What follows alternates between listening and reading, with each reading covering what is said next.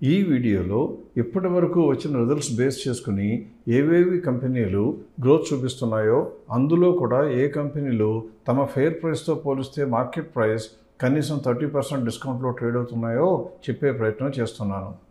Financial year ending అవడంతో 2024 April 25 నాటికి 1000 కోట్ల కన్నా మార్కెట్ క్యాప్ ఎక్కువ వాటిలో కేవలం 77 కంపెనీలు మాత్రమే రిజల్ట్స్ అనౌన్స్ చేయడం జరిగితే, అందులో ఓన్లీ 51 కంపెనీస్ మాత్రమే ప్రాఫిట్స్ పెంచుకున్నట్లుగాను, 26 కంపెనీస్ లాభాలు కోల్పోయినట్లుగాను కనపడుతుంది. అంటే కార్పొరేట్ ఇండియాలో లాభదాయకత మెరుగుపడటానికి అవకాశాలు తగ్గుతున్నట్లుగా భావించడానికి ఆస్కారం ఏర్పడుతుంది. ఇప్పుడు ఏ కంపెనీల షేర్ ప్రైస్ రానున్న రోజుల్లో బాగా పెరగడానికి అవకాశం ఉందో ఆ లిస్టు మీకు చూపించే ప్రయత్నం చేస్తున్నాను. మీరు స్క్రీన్ పైన అటెన్షన్ పే చేయండి. లిస్ట్లో టాప్లో ఉన్న కంపెనీ క్రిసిల్ ప్రస్తుతం 4143లో ఉంటే 6220 ఫెయిర్ ప్రైస్గా ఉంది. అంటే 50% వరకు పెరగడానికి ఛాన్స్ కనపడుతోంది. తర్వాత రిజల్ట్స్ బాగానే డిక్లేర్ చేసిన మార్కెట్లో కరెక్షన్కి లోనైన పర్సిస్టెంట్ సిస్టమ్స్ చూస్తే ప్రస్తుతం 3000లో ఉంటే 5160 వరకు చేరడానికి ఛాన్స్ ఉంది. కాబట్టి 49% అందులో స్కోప్ కనపడుతుంది. నెక్స్ట్ రేట్లు బాగున్నా బాగాలేకపోయినా మంచి రిజల్ట్స్ డిక్లేర్ చేసిన యాక్సిస్ బ్యాంక్ని కనుక చూసినట్లయితే 1063లో ప్రస్తుతం మార్కెట్ ఉంటే సిటీ బ్యాంక్తో ఉన్నటువంటి బిజినెస్ టేక్ ఓవర్ పుణ్యమాని అపారమైన అవకాశాలు రావడంతో దాని యొక్క ఫెయిర్ ప్రైస్ ఇప్పుడు 1532కి వెళ్ళింది. దాంతో 44% పెరగడానికి ఛాన్స్ కనపడుతుంది. సేల్స్ పెరిగినా కొద్దిగా ప్రాఫిట్లో కొద్దిగా గొప్ప లోటుపాటు కనపడినటువంటి టాటా ఎల్ఎక్సీ పెద్దగా కంగారు పడవలసిన అవసరం లేదు. అందులో దాని మార్కెట్ రేట్ ఇప్పుడు 7000 రేంజ్లో ట్రేడ్ అవుతుంటే 9800 ఇస్ ద ఫెయిర్ ప్రైస్. అంటే దాదాపుగా ఇంకో 40% పెరగడానికి ఛాన్స్ కనపడుతుంది. సాఫ్ట్వేర్ ఇండస్ట్రీలో రారాజుగా ఉన్నటువంటి టాటా కన్సల్టెన్సీని చూసినట్లయితే <1% టోటల్ రెవెన్యూ పెరిగితే 2.37% ప్రాఫిట్ పెరిగి మంచి రిజల్ట్స్ డిక్లేర్ చేసింది అని చెప్పాలి. అయినా కూడా సెంటిమెంట్ ప్రకారం కొద్దిగా తగ్గింది కాబట్టి 3831లో ఉన్న ఈ స్టాక్ ప్రైస్ 5254 ఫెయిర్ ప్రైస్గా ఉంది. అంటే 37% పెరగడానికి ఛాన్స్ ఉంది.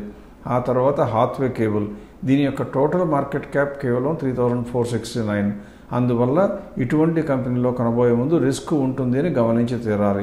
ఒకవేళ కనుక ఇది కొనుక్కోవాలి అనుకుంటే ఈ కంపెనీలో ఉన్న ప్రమోటర్లు ఎప్పుడు కూడా రిటైల్ ఇన్వెస్టర్స్ని లాభాలు సంపాదించుకోనివ్వరు అనేటువంటి అపవాదు ఉన్నది. కాబట్టి వీలైనంత వరకు అవాయిడ్ చేయగలిగితే అవాయిడ్ చేయటం మంచిది.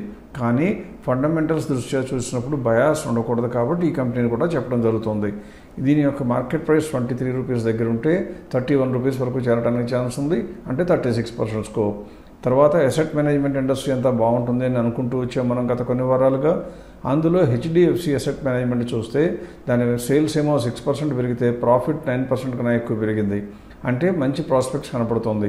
దీని యొక్క మార్కెట్ ప్రైస్ ఇప్పుడు 3660లో ఉంటే 4972 వరకు చేరడానికి ఛాన్స్ ఉంది. అంటే 36%.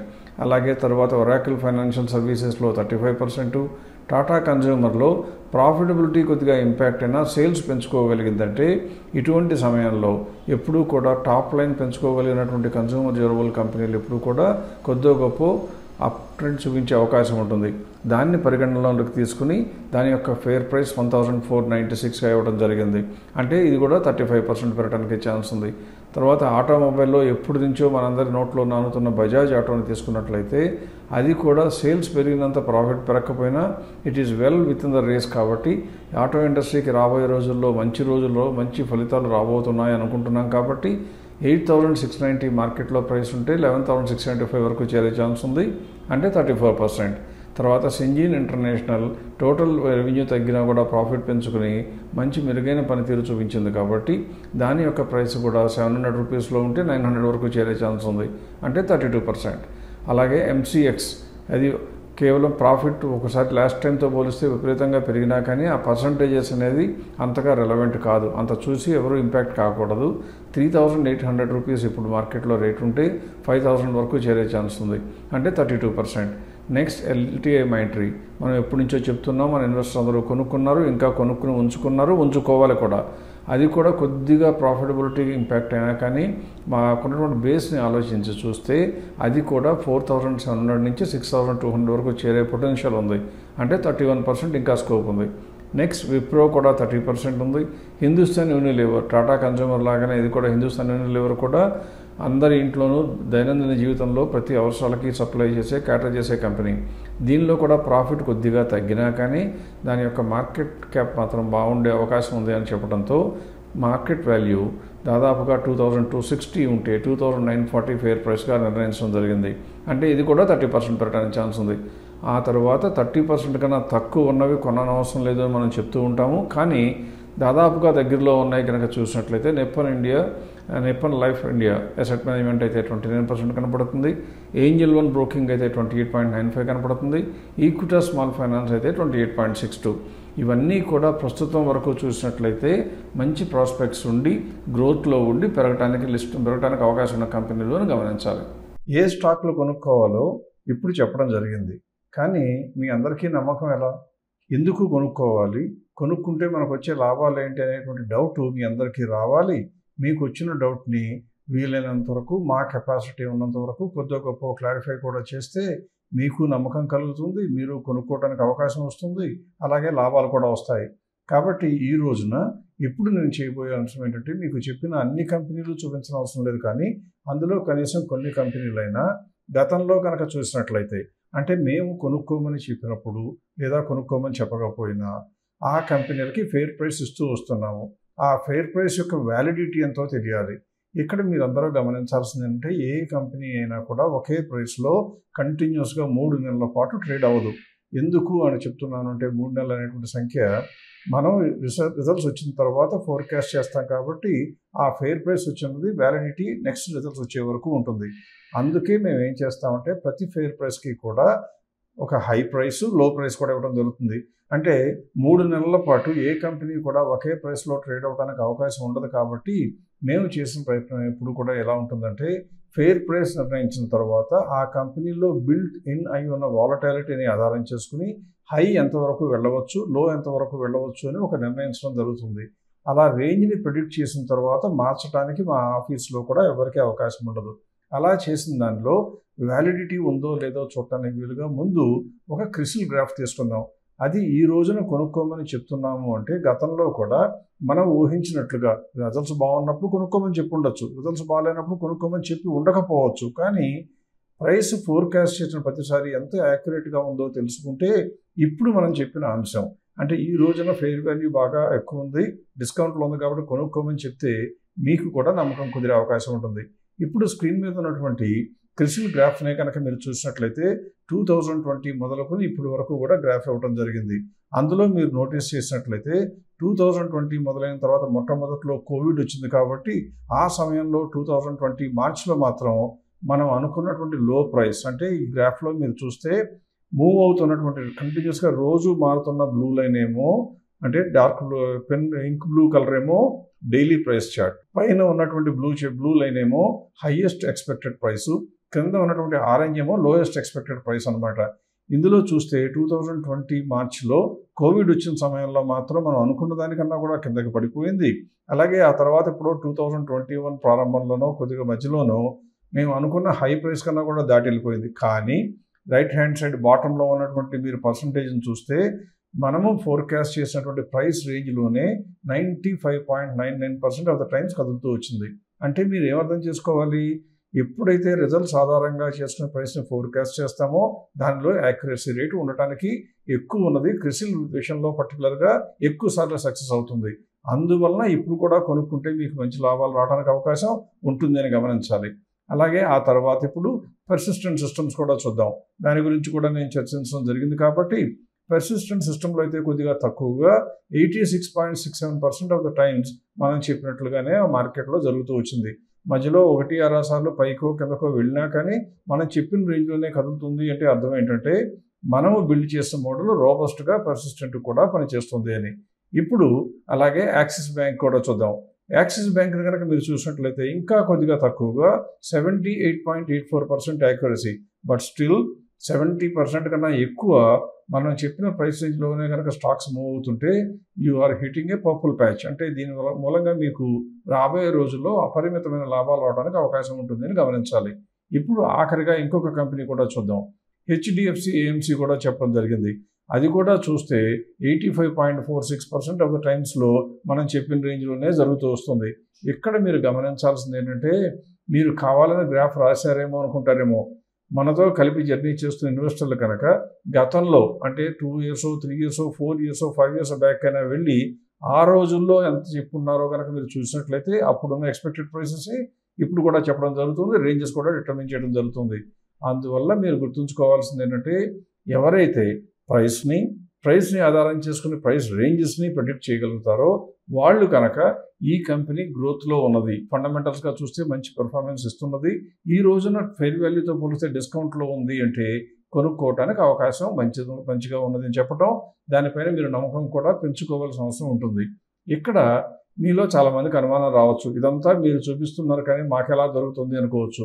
మీలో ఎవరైనా సరే 1 లేదా 2 కంపెనీల కన్నా మించకుండా మీకు మాతో ఎటువంటి కమర్షియల్ రిలేషన్షిప్ లేకపోయినా కూడా, మళ్ళీ చెప్తున్నాను, మీకు మాతో ఎటువంటి కమర్షియల్ రిలేషన్షిప్ లేకపోయినా కూడా ఒకవేళ కనుక 1-2 కంపెనీల కన్నా ఎక్కువ కాకుండా మీరు ఇటువంటి సమాచారాలను కూడా పొందాలి అనుకుంటే ఇప్పుడు స్క్రీన్పై కనపడుతున్నటువంటి insight@vivekam.co.in కనుక మీరు మెయిల్ పంపిస్తూ అందులో మీ ఫోన్ నెంబర్ ఇచ్చి మీకు కావాల్సిన 1 మ్యాక్సిమం 2 కంపెనీల వరకు కనుక డీటెయిల్స్ అడిగినట్లయితే దానికి సంబంధించినటువంటి సమగ్ర సమాచారం, ఆ 2 కంపెనీలకి చెందిన సమాచారాన్ని మా టీం వెంటనే 24 hours వర్కింగ్ అవర్స్లో మీకు రిప్లై ఇవ్వడానికి ట్రై చేస్తుంది.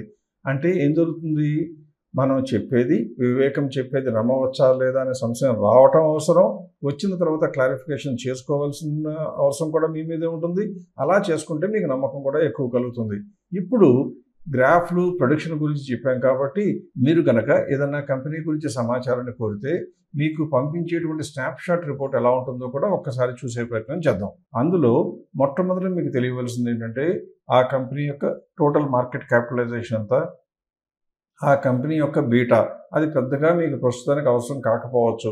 అంటే ఇండెక్స్లో వచ్చిన చేంజెస్కి కంపెనీలో వచ్చే చేంజెస్ని బీటా అంటారు. అది డైలీ రిటర్న్స్ లాగా, దాని గురించి ఎక్కువ డిస్కషన్ చేయను, ఎందుకంటే ప్రస్తుతానికి అంత అవసరం లేదు కాబట్టి. బీటాని వదిలిపెడితే అలాగే వచ్చినటువంటి రిపోర్ట్లో ఎంతవరకు హై వెళ్ళవచ్చు, ఎంతవరకు లో వెళ్ళవచ్చో కూడా చెప్పబడుతుంది. ఇవన్నీ కాకుండా నెక్స్ట్ అంశం ఏంటంటే ఈ కంపెనీ ఈ రోజున లేటెస్ట్గా వచ్చిన రిజల్ట్స్ని ఆధారం చేసుకుని గ్రోత్లో ఉన్నదా లేదా అని తెలుస్తుంది.